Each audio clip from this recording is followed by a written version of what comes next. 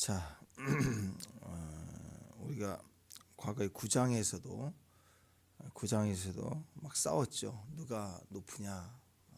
그래서 주님의 나라에 내가 오른팔 왼팔 하겠다. 뭐 그런 의도로 그런 일이 있었는데 지금 십자가 앞에잖아요. 주님 십자가 앞에 이제 내일 잡히시는 그 하루 사이에 또 싸웁니다.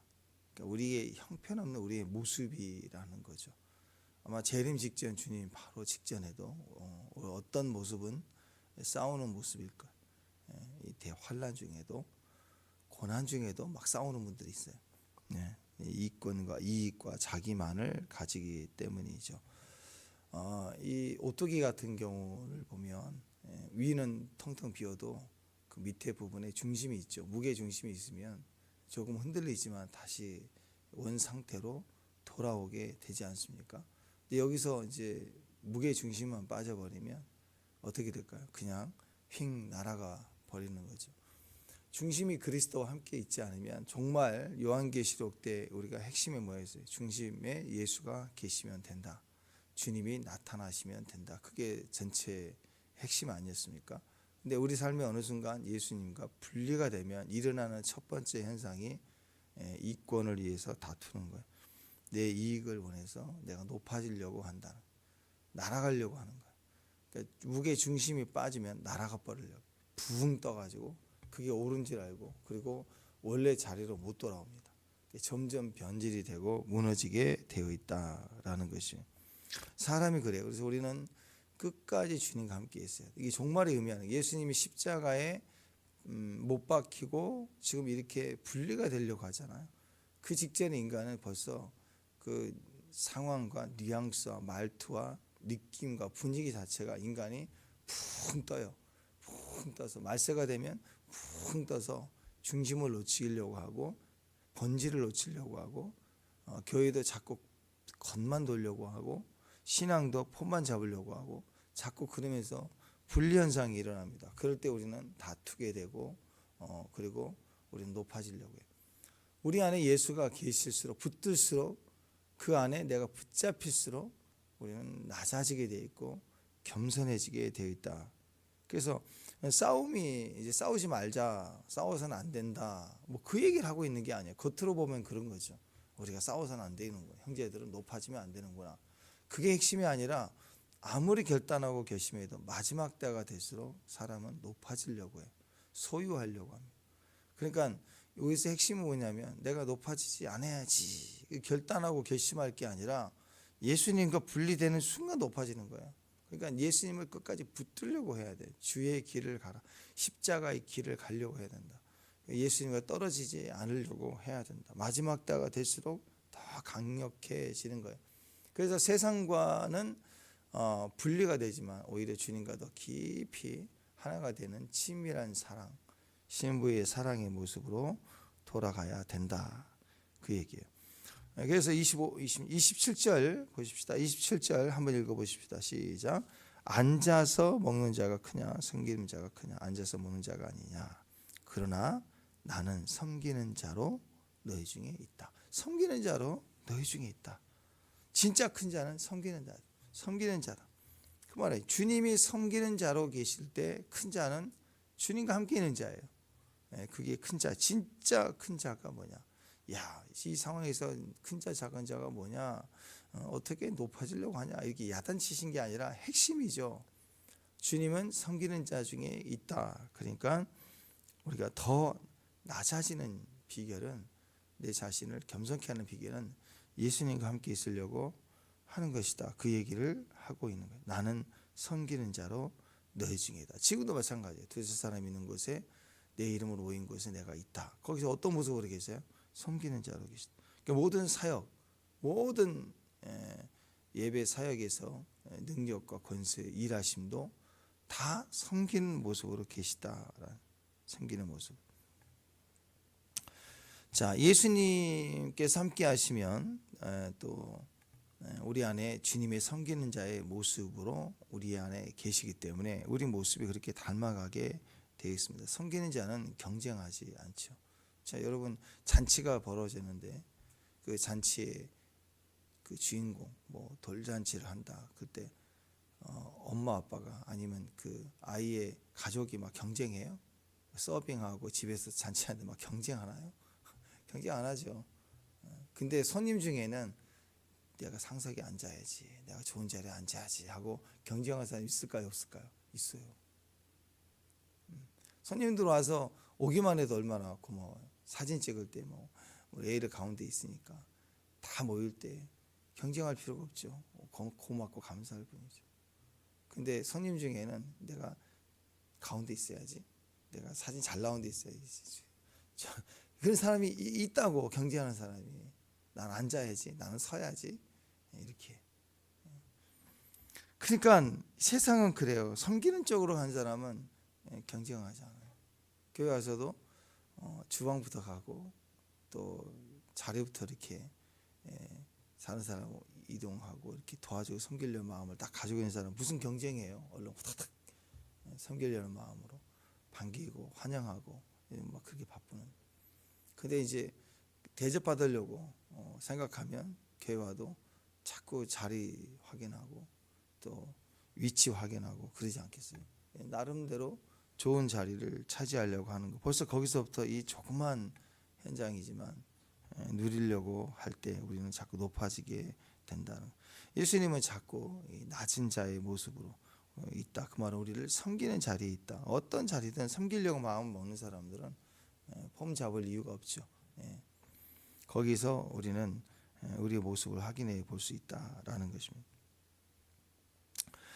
성도는 그렇게 살라라는 거죠. 여기 비전입니다. 예수님이 마지막 때 예수님이 더디 오시는 것 같고, 그리고 주님이 더 분리가 되는 것 같고, 주님 멀어지시는 것 같고, 이 세상 악한데 주님은 응답이 없는 것 같고, 막 이럴 때, 분리 현상이 날 때, 그때 힘을 발휘해서 자리 차지하려고 하지 말고 도리어 섬기는 자의 모습으로 가는 것. 거기에 예수님의 모습이 거기에 있다라는 거예요. 그러니까 인생 전체가 그런 거 아니에요. 우리가 얼마 전에 했지만 인생 전체가 해고받은 부정한 청지기의 모습이 인생이라고. 우리는 해고받았어요. 야, 너 마무리하고 2주 안에 이제 불의한 자야. 너는 해고. 주인한테 해고를 받았어. 2주 동안 마무리해. 그랬더니 2주 동안 뭐 했어요? 그 주인의 돈을 빚진 자를 막 탕감해 주기 시작하는. 그렇잖아요. 여러분 아무리 내가 그 1만 달란트 탕감을 받았어도, 뭐 예를 들어서 뭐 1조를 탕감 받았어도 1,000만 원 빚진 사람 만나면 받아내고 싶은 마음이 인간 아니에요. 그거. 그러니까 내 것은 탕감해 주는데 힘들어요. 인간이 그래요. 근데 주인에게서 남의 거 탕감시키는 것처럼 쉬운 게 어디가 있어요? 남의 거 그러니까 이 권력을 잘못 잡은 사람들, 자기가 벌어서 모아온 돈 쓰는 건 어렵지만, 고민을 많이 해야 되지만, 국가 돈 모인 돈 쓰는 건 쉬운 거예요. 그래서 그 권력 잡으려고 그 난리를 치는 거 아니에요. 인간이 그래요. 인간이. 그래서 해고 통지받은 이 청지기처럼 그는 어떻게 살았습니까? 그 해고받는 그 기간 동안 우리 인생이 결국 해고받아서 다 죽음의 자리까지 가기 전에 뭘 해야 되느냐? 내 것이 아니에요. 주인의 우리가 허락되어 있는 기간 동안에 주인에게 탕감받도록 내가 중간에 역할을 하는 거예요. 그러니까 용서를 보자고요. 내가 용서가 되나요? 나 용서 잘 안 돼요. 우리는 정말 힘든 것만큼은 안 돼. 우리 속에는 뭐가 있냐? 용서 용납이 있지만 저 사람만큼은 안 되는 게 있다고. 안 되는 사람이 있다. 그 말은 뭐야? 우리 힘으로는 안 되는 거예요. 그래서 주인의 마음으로 용서하는 거예요. 주인의 마음으로 풀어주는 거예요. 주인의 마음으로 탕감해 주는 거예요. 제사해주고 용서해주고 또 섬기고, 이게 섬기는 자의 모습 아니에요? 잔치집에 섬기는 자로 도움을 얻었을 때, 뭐 요리를 잘하시니 이번 우리 잔치에 이 요리 좀 도와달라고. 그러면 그 셰프가 또는 그 일을 하러 주방에 오는 분이 집에서 바리바리 음식 다 싸갖고 와서 섬기나요? 아니죠. 거기 다 그 잔치 주인의 모든 걸 사용해서 마음껏 섬겨달라는 거 아니에요, 그죠? 하나님 우리를 부르실 때 또 부르심의 자리에는 하나님의 것이 다 충만히 예비되어 있고 지금 주시겠다는 거예요. 그러니까 우리는 주인의 것을 가지고 해고받은 청지기처럼 이제 베풀어주고 탕감해주고 용서해주고 그렇게 하는 거예요. 그냥 주인의 것을 가지고 하니 뭘 두려울 게 있어요. 내 것 가지고 하면 두렵죠. 섬길수록 마이너스가 되고 그 다음이 걱정이 되고. 근데 해고받은 청지기가 무서울 게 뭐가 있어요? 없어요. 빨리빨리 막 다 탕감해 주려고 하지 않겠어요?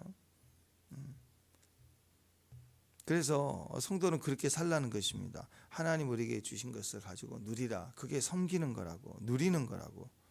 근데 마귀는 뭐라고 하냐면, 야, 해고 받기 전에 그 다음에 그걸 챙겨야지, 손에 쥐고 나와야지, 그렇게 생각한다고. 이게 마귀 역사예요.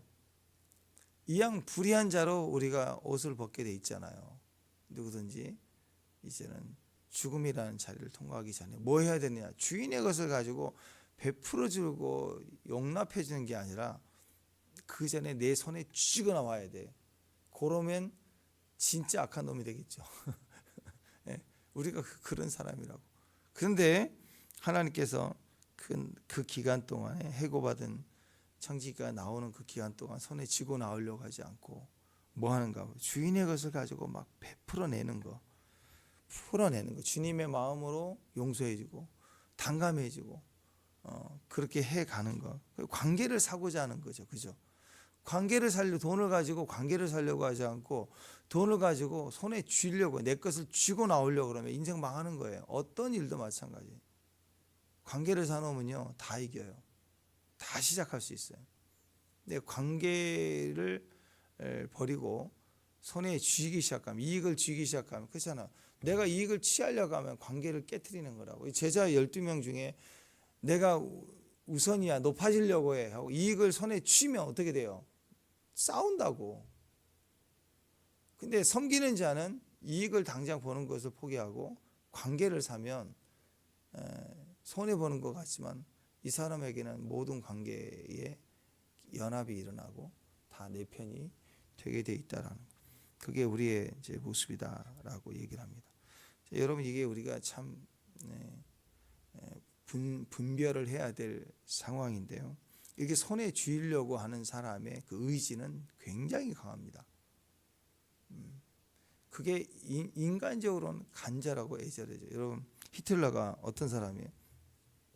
엄청나게 민족주의자로 수많은 사람들을 죽여 특히 유대인들 600만 명을 학살하는 그런 이력이 있지 않습니까? 이 사람의 그 잔혹함, 이런 폭력성, 그게 다 민족주의, 그 다음에 우리는 옳은 것을 한다라는 그런 가스라이팅을 통해서 민족 자체를 병들게 하잖아요. 사람 죽여도 정당하게 속여버리잖아. 체면을 거는 거라고. 그 군중을 이렇게 휘어잡아서 전체주의로 전쟁을 일으켰잖아요. 그 과정에서 이 유대인들이 600만 명이나 학살되는 굉장한 일이 벌어졌지 않습니까? 근데 히틀러가 어떤 사람이냐면 자기가 키우는 새가 있었는데 새가 어느 날 죽었어요. 새가 죽었다고 히틀러가 3일 동안은 식음전폐예요. 부모님이 돌아가셔도 그 정도는 아닐 텐데. 그러니까 그게 뭐냐면 나는 이런 사람이야. 나는 가슴이 따뜻한 사람이야. 나는 인간적인 사람이야. 그러니까 여러분 이 감성주의 막 심한 음악이 막 독재자들이 심한 음악에 취해 있거든요. 음악에 막 예술에 그 사람들이 대단한 사람으로 오해를 한다.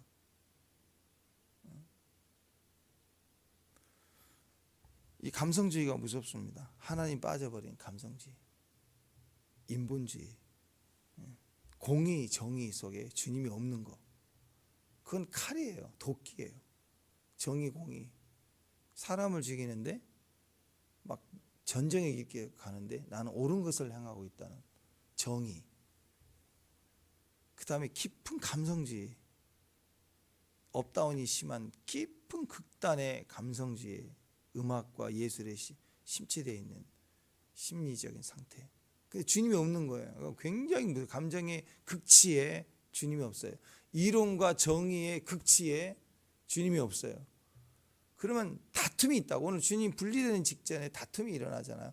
인간은 손에 쥐려고 하는 거예요. 그래서 가까운 자도 다 죽이고 올라가야 되는 거예요. 그러니까 독재자들이 결국 다 죽이고 올라가는 거예요. 손에 쥐려고 하니까.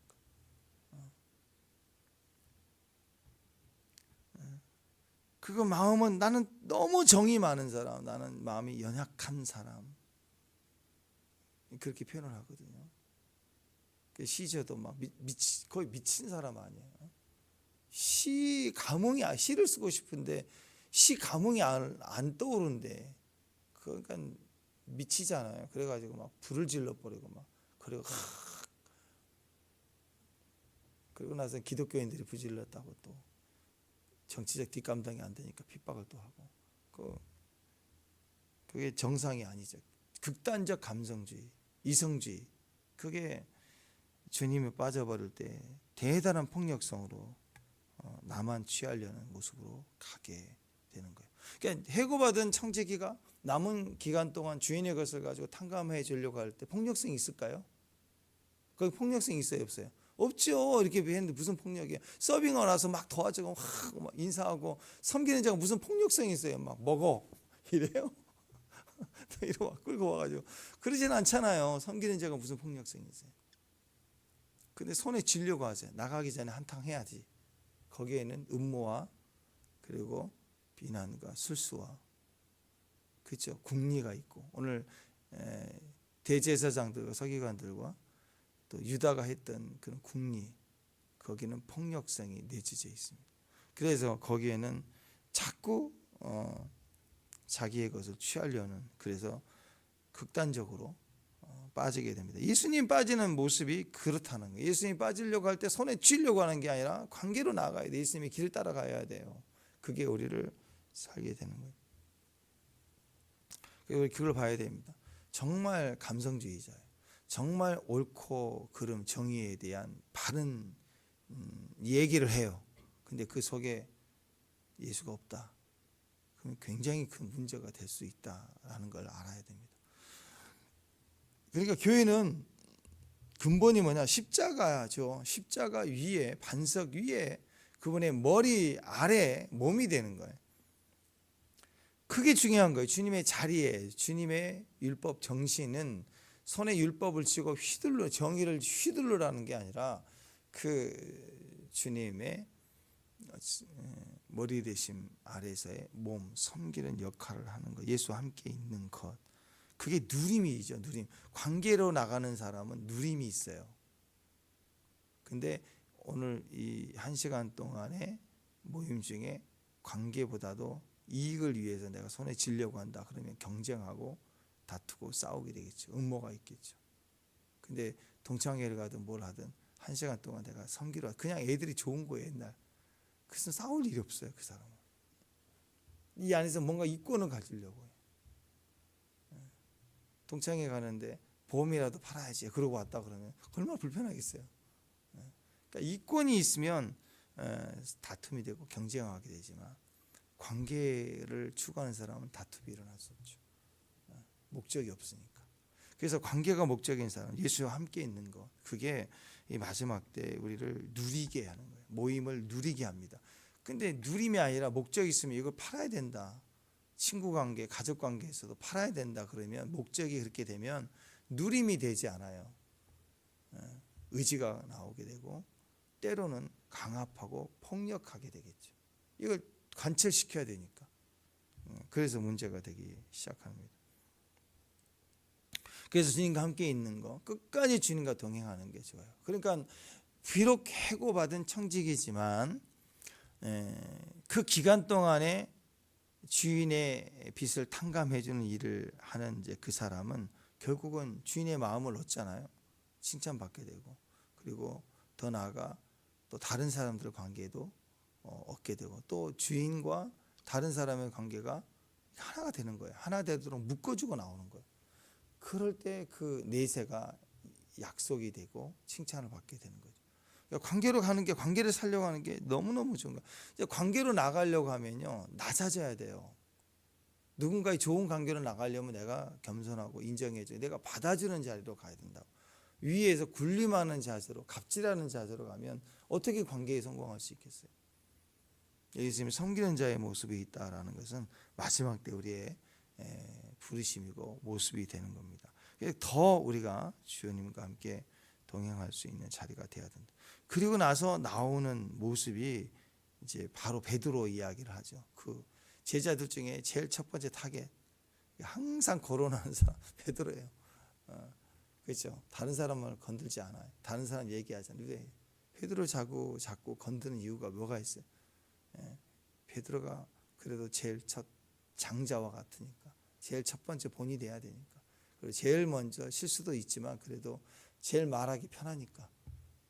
유다 얘기했으면 벌써 삐져가지고 안 나타났을 거예요. 계산하고 더 빨리 계산하고 말할 수 있는 사람에게 얘기하는 거 아니겠습니까? 베드로의 배신을 얘기합니다. 동시에 이 배신 속에는 유다의 배신도 동일하게 포함돼서 말해지고 있는 거예요. 그러니까 베드로와 유다의 배신 속에 모든 제자의 배신, 우리와 이 마지막 시대의 성도의 배신도 다 포함되어 있어요. 그러면서 주님 분리된 상태에서 손에 쥐려는 자들의 모습은 반드시 이렇게 무너지게 되는 거예요. 배신은요, 한꺼번에 다 잃어버리게 되죠. 배신을 당하게 되면. 또 배신을 해서 얻은 사람들은 또 배신을 당해요. 그렇잖아요. 어떤 사람이 그 기업의 비밀을 가지고 있는데 배신을 때렸어. 돈을 더 준다고 하니까 모 기업에서, 경쟁 기업에서 와라. 그래가지고 돈 얼마 주겠다. 가지고 자리도 주고 돈도 주겠다 해서 배신을 때리고 기술을 가지고 오잖아요. 그럼 그것만 받고 팽당해요. 왜 그래요? 이 사람은 또 언젠가 또 우리 배신할 것 같으니까. 절대로 안 써요. 그걸 알아야 돼요. 믿지를 못하는 거예요. 주인을 배신한 종은 또 배신할 수 있기 때문에 절대로 거둬들이지 않는 거예요. 소모품으로 쓰다만. 그러니까 베드로의 배신을 얘기를 하는 것은 핵심이고 신의 한 수와 같은 거예요. 그 속에는 유다의 배신이 있고 그 사이에는 우리가 다 들어있는 거예요. 인간의 마지막 때 사랑이 식어간다, 믿음을 보시겠느냐, 다 배신과예요. 우리가 배신과. 그 얘기를 하면서 무엇을 배신할 사람들이, 보세요. 베드로를 얘기하는 것은 베드로와 이 12명의 제자 중에 베드로와 나머지 제자를 다 포함해서 다 도망갔잖아요. 그리고 유다를 포함하고 있다면 주님 보시기에, 우리가 주님의 마음으로 본다면 다 배신할 사람들끼리 지금 자기들 내일 다 배신할 건데 오늘 내가 오른팔에다 왼팔에 높아진다 고 싸우고 있는 거예요. 주님 보시기에 얼마나 웃길까요? 우리 모습이 그건데 지금 내가 높겠다고 다투고 있다라고 생각해 보시죠. 이게 마지막 때 교회의 모습이 그렇다라는 거예요. 그러니까 이것을 해결할 수 있는 비결이 뭐 있느냐? 주님의 방법은 그거 있어요. 깨어 기도하라. 맞아요. 근데 깨어 기도해도 안 돼요. 우리는 배신과니까. 과가 배신이니까. 그러니까 주님이 기도해 주시는 거예요. 그 얘기를 하는 거예요. 우리로 안 되는 거예요. 넘어지는 것은 우리로 안 되는 거예요. 배신은 우리로 해결이 안 되는 거예요. 이 마지막 때 사랑이 식어가는 거 안 식어가야지 하면서도 안 되는 문제예요. 이 마지막 때 정말 용서를 풀어내고 사랑을 풀어내고 섬김을 풀어내는 자리도 안 되는 거고, 배신과 믿음이 식어가는 거, 사랑이 식어가는 것도 노력해도 안 되는 거예요. 그래서 주님이 우리를 위해서 기도로 풀어내셨다라는 거예요. 지금 어떻게 해야 돼요? 기도해줘야 돼요. 중보해야 돼요. 예수님을 지금 제자들을 위해서 기도해 주셨기 때문에, 베드로를 위해서 기도해 주셨기 때문에 베드로가 비록 배신했지만 다시 일어나게 된 거예요. 그러니까 지금도 마찬가지입니다. 가정에서, 교회에서 지도자가 할 일이 뭐예요? 가장이 할 일이 뭐예요? 중보기 되어주는 거예요. 이 문제를 하나님으로 풀어갈 수 있도록 중보기도해요. 우리는 절대적으로 누군가의 중보기도가 필요한 사람들. 자기 믿음으로 한계는 안 돼요. 제가 어제 금식 얘기했죠. 금식하고 지치면 기도 잘 안 돼요. 나이 들면 기력이 약해서 기도가 잘 안 돼요. 그러니까 어떻게 해야 되느냐, 누군가가 나를 위해서 중보해 주는 걸로 가는 거예요. 나도 그렇게 중보하며 가는 거예요, 서로서로를. 그랬을 때 우리가 주님의 기도로 말미암아 베드로의 배신 속에 그가 사단이 밀가부로 타려고 천국에 참소하지만 결국 그를 살려내는 기도를 주님이 해 놓으셨다라고 얘기를 합니다.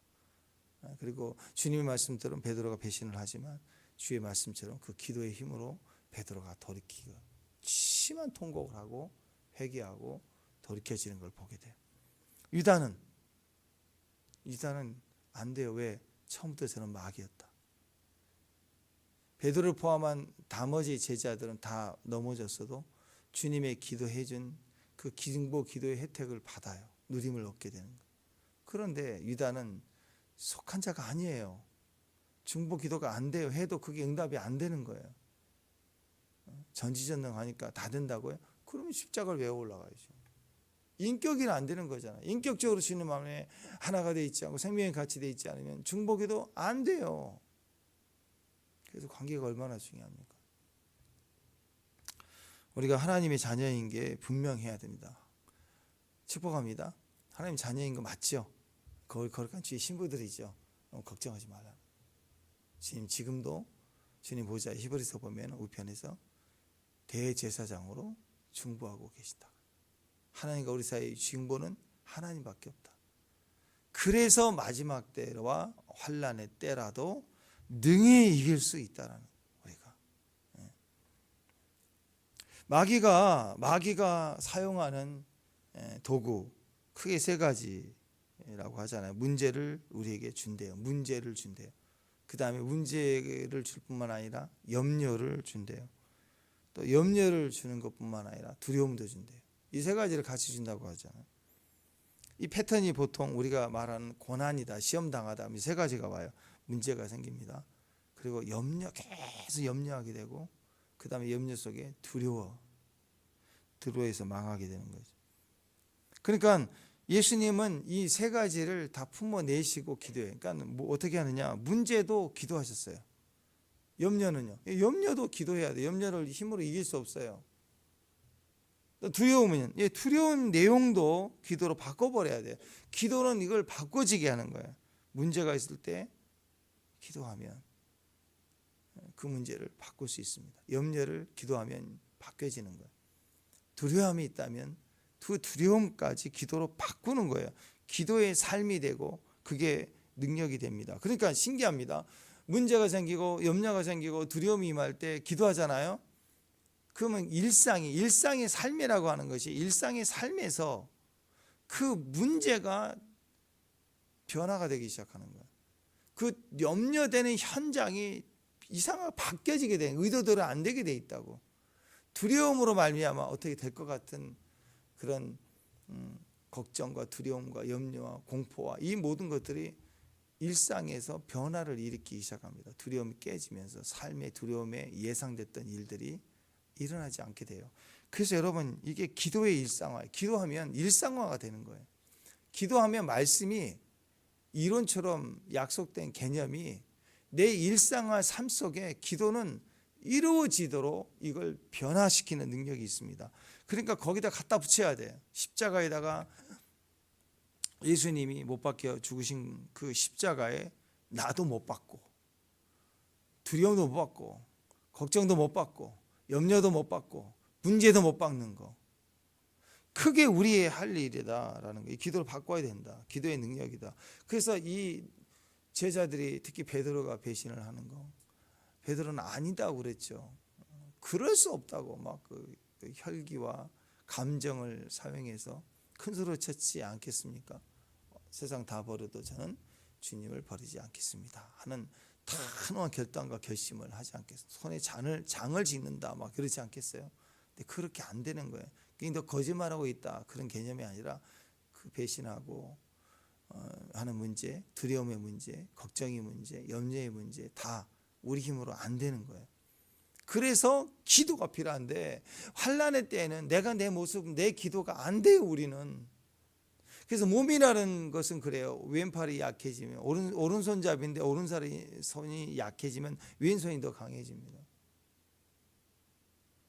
우리는 서로가 한 지체이기 때문에 약할 때 한 몸이 도움이 되는 거예요. 그래서 강해지는 거예요. 우리는 서로가 중보가 필요한 거예요. 그래서 나라를 위해서 기도하고 위정자를 위해서 기도하고 형제를 위해서 기도하고 서로를 기도하고 권위자를 위해서 기도하고 부모를 위해서 기도하고 내 자신을 위해서 기도하지만 우리는 그렇게 기도하면 서로를 중보하며 한 몸으로 가기 시작해야 되는 거예요. 그리고 첫 번째는 머리가 되신 예수님이 지금 우리의 유일한 중보인 걸 믿고 하는 거죠. 근데 성도가 이길 수밖에 없는 거예요. 그래서 기도만 살아있다면 넘어짐에서 배신에서 두려움의 문제에서 얼마든지 우리는 이겨낼 수 있다라는 것입니다. 32절에 내가 너를 위하여 내 믿음이 떨어지지 않기를 기도했다. 뭘 기도해야 됩니까? 뭘 기도해요? 믿음이 떨어지지 않기를 기도하는 거예요. 중보 기도는 그거예요. 합격해 주시고 오늘 영업 잘 되게 해 주시고 남을 위해 그런 걸 기도하는 게 아니라 중보 기도의 핵심은 그거예요. 지금 보좌 우편에 계신 대제사장으로 이제 재림을 하시기 위해서 기다리고 계신 그 주님이 우리를 위해서 하나님 보좌 우편에서 기도하실 때 뭘 기도하시겠어요? 주님이 합격해 주고 뭐 그런 거 기도하시겠어요? 우리의 믿음이 떨어지지 않기를 기도하시는 거예요. 우리의 중보 기도는 그예요. 오늘 기도하실 때 우리가 가장으로 지도자로 아버지로 뭘 기도해야 돼요? 믿음이 떨어지지 않기를 기도해 주는 거예요. 물질의 문제든 가정의 문제든 그 어떤 문제든 아프지 않은 마음이 믿음이 떨어지지 않기를 기도하는 거예요. 오늘 우리 자녀들 위해서 기도할 때도 마찬가지. 믿음이 떨어지지 않기를. 자, 사역자들을 위해서 기도하기, 믿음이 떨어지지 않기를. 교회에서도 목회자가 성도를 위해서 기도하는 게 뭐예요? 믿음이 떨어지지 않기를. 가정에서 아버지가 뭘 위해서 기도해야 돼? 믿음이 떨어지지 않기를. 사랑하는 아들들, 자녀들, 손자들 위해서 뭘 기도해야 돼요?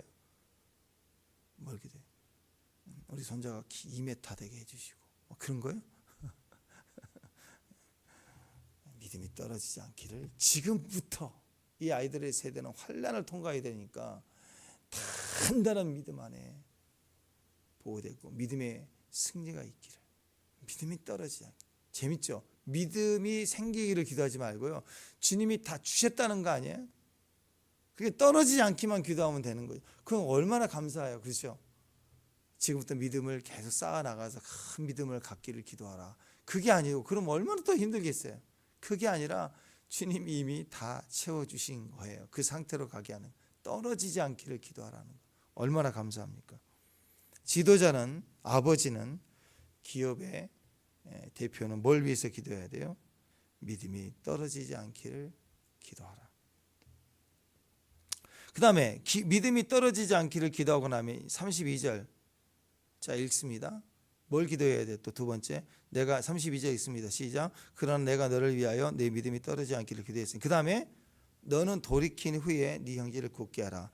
자, 믿음이 떨어지지 않기를 기도하고 나면 그 후에는 돌이킨 후에 형제들을 굳게 하라라는 거예요. 미래적인 거죠. 기도한 이후에는 미래적으로 뭐 해라?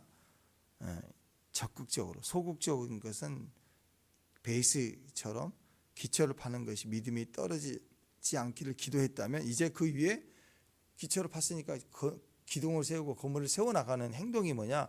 형제를 굳건히 하는 사역을 하라. 격려하라. 용서하라. 세워줘라. 칭찬해주라. 방향을 지시해줘. 이렇게 구체적으로 섬겨주라라는 것입니다. 철저한 기도 사역이 있었으면 두 번째, 양육하라는 거예요. 품어주고 함께하고 같이 밥 먹고. 사도 바울도 그랬습니다. 디모데를 위해서 기도해 주었고 에베소 교회를 향해서 기도하고 항상 함께하고 중보했어요. 그러나 사도 바울은 떨어져 있었죠. 떨어져 있었으나 양육을 했습니다. 어떤 기도예요? 기도도 양육의 의미가 있어요. 편지를 보내며 밤낮 기도하며 중보하며 그 다음에 편지를 보내며 또 1차 2차 부족하지만 최선을 다해서 전도 여행을 하며 품어내잖아요. 교회를 향해서 품어가잖아요.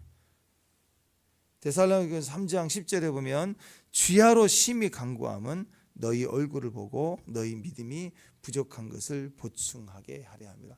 그것을 위해서 주야로 심히 간구했던 이유가 뭐냐? 믿음이 온전케 하기, 믿음이 떨어지지 않기를, 그 다음에 믿음이 세워지기를 양육으로 나아갔다. 믿음의 기도로 나아갔다라는 것입니다. 데살로니가 교회가 얼마나 핍박이 심한 교회였습니까? 마게도니아에서 가장 핍박이 심했던 곳이 데살로니가입니다. 근데 그렇기 때문에 더 염려가 돼 주야로 밤낮으로 기도했대요. 내 가운데 믿음이 떨어지지 않기를, 그리고 믿음으로 단단히 서가고, 그리고 서로 양육돼 건축되어져 가기를 그렇게 기도했다라는 것입니다. 그러니까 바울은 무엇을 먹을까, 무엇을 마실까, 무엇을 입을까, 그런 방향으로 중보한 게 아니었어요. 그런 기도가 핵심이 아니었다라는 거예요. 바울의 기도는 오직 영적인 충만함이었어요. 믿음이 떨어지지 않기를, 그리고 믿음이 단단해지고 양육되어져 갈 것을 간구했다. 어디에서? 일상에서요. 일터에서 담대하고 믿음으로 행하고 믿음으로 떨어지지 않고 믿음으로 승리하기를 기도했다라는 거예요. 사탄이 입장을 바꿔놓고 나면 뒤집어서 얘기하면 사탄은 무엇을 목적으로 우리를 도전해 올까요? 우리에게서 믿음이 떨어지기를 기도를 역사하는 거예요. 우리에게서 믿음이 세워지지 않도록 역사하는 게 사탄의 일입니다.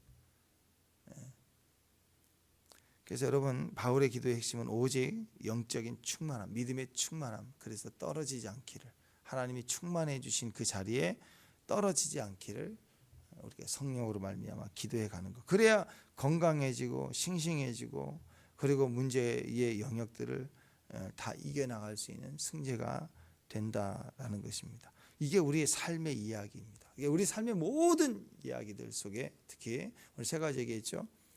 문제가 생길 때 그 일상의 삶의 문제 속에 문제를 뒤집어 놓도록 기도해야 돼요. 중보의 뭐예요? 그 문제로 인해서 믿음이 떨어지지 않기를 기도해요. 오히려 그 문제로 손해보고 피해보는 억울함 속에서 믿음이 더 자라게 해달라고 기도해야 돼요. 합격해 주세요. 그 문제가 뭐예요? 합격하고 승리하면 뭐예요? 주님 없이. 그러면 또 다툼이 일어나고 독재하려고 그러고 관계 잃어버리고 그렇잖아요. 그러니까 당장 성공이 중요한 게 아니라, 그걸 위해서 기도할 게 아니라 우리 자신과 교회를 위해서, 가정을 위해서, 우리 자녀를 위해서 믿음이 떨어지지 않기를, 그리고 주님과 단단히 붙어가기를. 기도가 들어가지 않으면 생명이 살아날 수가 없습니다.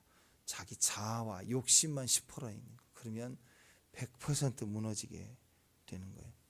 모세가 하는 게 그거 아니었어요? 모세의 중보, 철저히 하나님 앞에 가서 기도했던 모세의 모습을 보십시오. 기도한 것만 온전해졌어요. 우리 일상에서 문제가 있고 염려가 되고, 그리고 두려움이 임할 때 철저히 주님 앞에 엎드려 기도, 당장 기도하라. 미루지 말. 기도는 절대 미룰 수가 없어요. 기도에 대한 핑계는 있을 수 없는 거예요.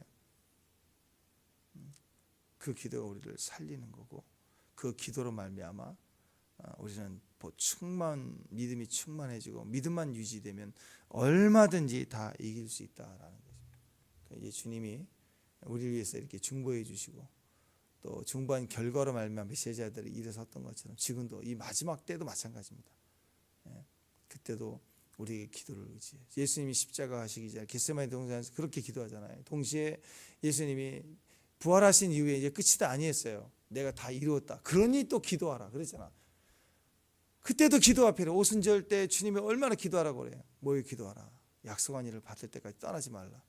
재림은요, 당연히 기도하라고 그런 거예요. 기도. 이거는 기도해야 됩니다. 여러분 삶과 가정과 모든 현장에 기도가 필요합니다. 기도해야 그게 열매로 취해지게 되는 거예요. 사무엘의 위대한 고백이 있죠. 사무엘상 12장 23절 보니 내가 너희를 위하여 기도하기를 쉬는 죄를 여호와 앞에 결단코 범하지 아니할 것이다. 기도를 쉬는 걸 죄라고 그랬습니다. 사무엘이 은퇴하면서 하는 얘기예요. 달려갈 사명 다 마치고 은퇴하면서도 기도하는 죄를 범하지 않겠다. 다른 건 다 은퇴해도 사무엘이 자기 사역의 현장에서 은퇴를 해도 뭘 은퇴하지 않겠다? 기도하는 것만은 은퇴하지 않겠다. 그러니까 사역자도 원로 목사님 되시고 선교사님도 은퇴하고 다 은퇴해도 일터에서 일하는 일꾼들도 은퇴를 해도 무엇만큼은 죽을 때까지 포기하지 않는 게 뭐예요? 중보하는 거예요. 기도하는 거. 오히려 다른 일에 자유함은 더 집중된 기도의 사명이 되는 것입니다. 그래서 절대 당장 기도하는 거 미루면 안 돼요. 기도하는 거 항상 해야 돼요. 기도에 핑계가 있을 수 없어요. 오히려 다른 일에 우리가 은퇴를 하는 것도 오히려 기도에 대한 집중이 되는 거죠. 이게 진짜 기도의 파워가 나타날 때가 되었기 때문에 그렇습니다. 그러니까 기도에 대해서만큼은 사명이고 또 그것이 분명한 소명인 것을 믿고 기도만이 우리를 온전케 하는 것을 믿고 중보할 수 있는 오늘 중보자의 이름으로 서시기를 주님의 이름으로 축원합니다. 가정을 위해서, 교회를 위해서 오늘 기도할 때 떠오르는 사람들에 대해서 기도로 충분히 축복하고 믿음이 떨어지지 않기를, 지금 떠오르는 사람들을 믿음이 떨어지지 않기를, 그리고 굳건히 할 수 있도록 도와달라고 우리가 붙들고 기도할 수 있는 저와 여러분 되시기를 주님의 이름으로 축원합니다. 기도하겠습니다. 하나님 감사합니다. 우리가 힘이 약해지고 병들어도 기도 포기하지 않고 은퇴해도 기도만큼은 은퇴하지 않는, 그리고 하나님과 동행하는 자리만큼 절대로 포기하지 않는 주님의 옷자락을 끝까지 붙들고 하는 중보자, 기도자, 믿음이 떨어지지 않기를 중보하는 귀한 믿음의 종들 되게 하옵소서. 예수님의 이름으로 기도합니다.